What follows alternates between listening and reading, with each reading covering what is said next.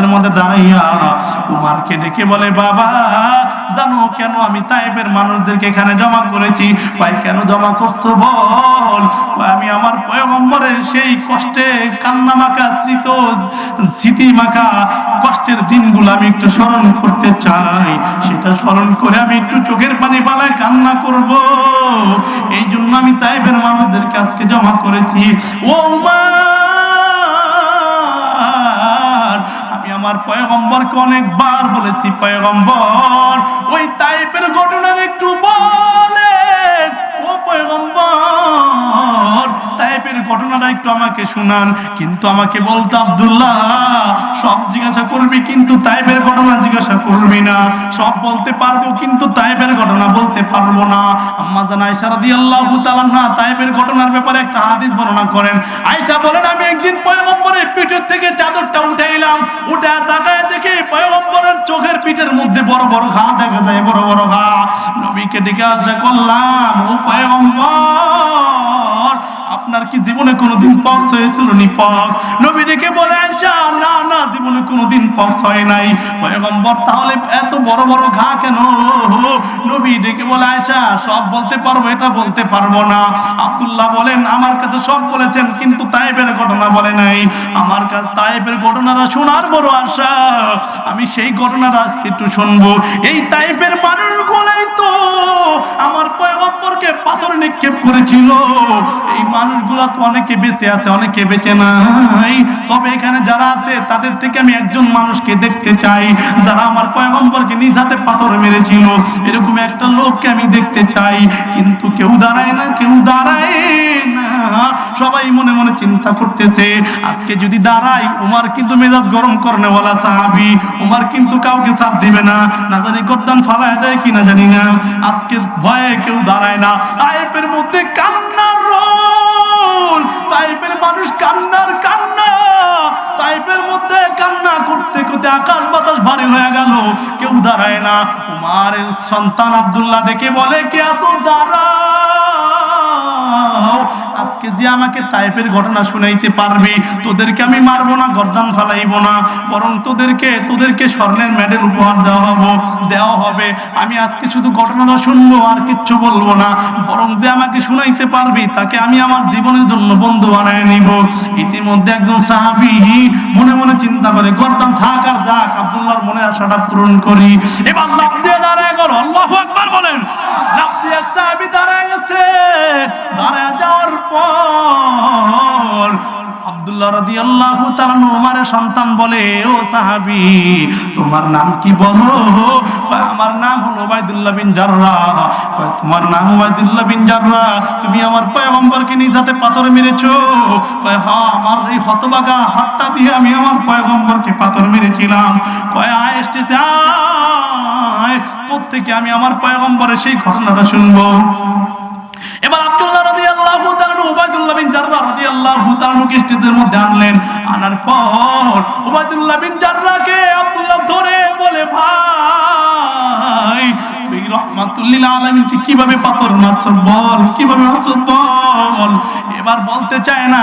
Ubaidullah বিন জাররাহ কান্না আর কান্না, কান্না করতে করতে একবার জমিনের মধ্যে পড়ে, আবার আরেকবার দাঁড়ায়, আবার পরে আবার দাঁড়ায়, শেষ পর্যন্ত বেহুশ হয়ে গেল।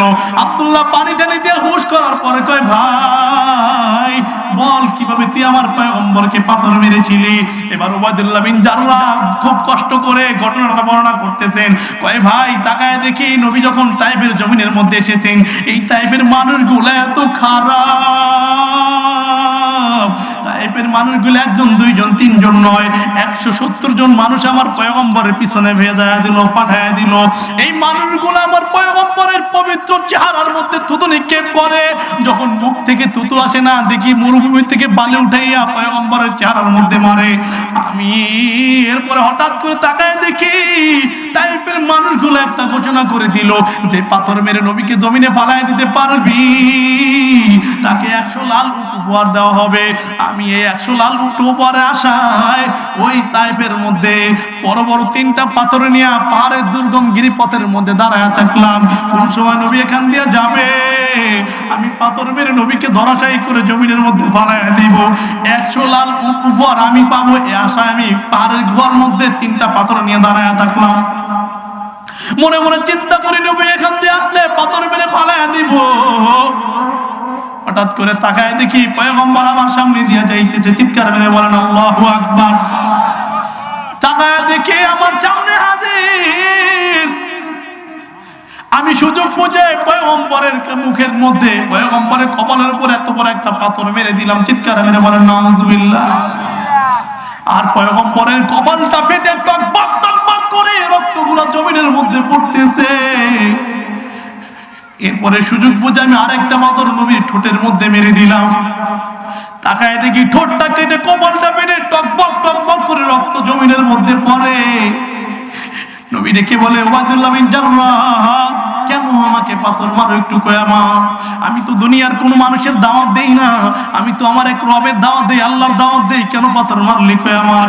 যেহেতু তুই আমাকে পাথর মেরেছো আমি আল্লাহর কাছে সাক্ষী রেখে গেলাম, কিয়ামতের ময়দানে তোকে আমি সাক্ষী হিসাবে দাঁড় করাবো। তুই আল্লাহর কাছে সাক্ষী দায়ের করবি তুই আমাকে তায়েফের ময়দানে আগে পাথরে নিক্ষেপ করেছিলি। এরপরে আমি সুযোগ বুঝার একটা পাথর মারলাম। তাকায় দেখি বৃষ্টির মতো পয়গম্বরের উপর পাথর, পয়গম্বরের উপর বৃষ্টির মতো পাথর নিক্ষেপ হইতেছে।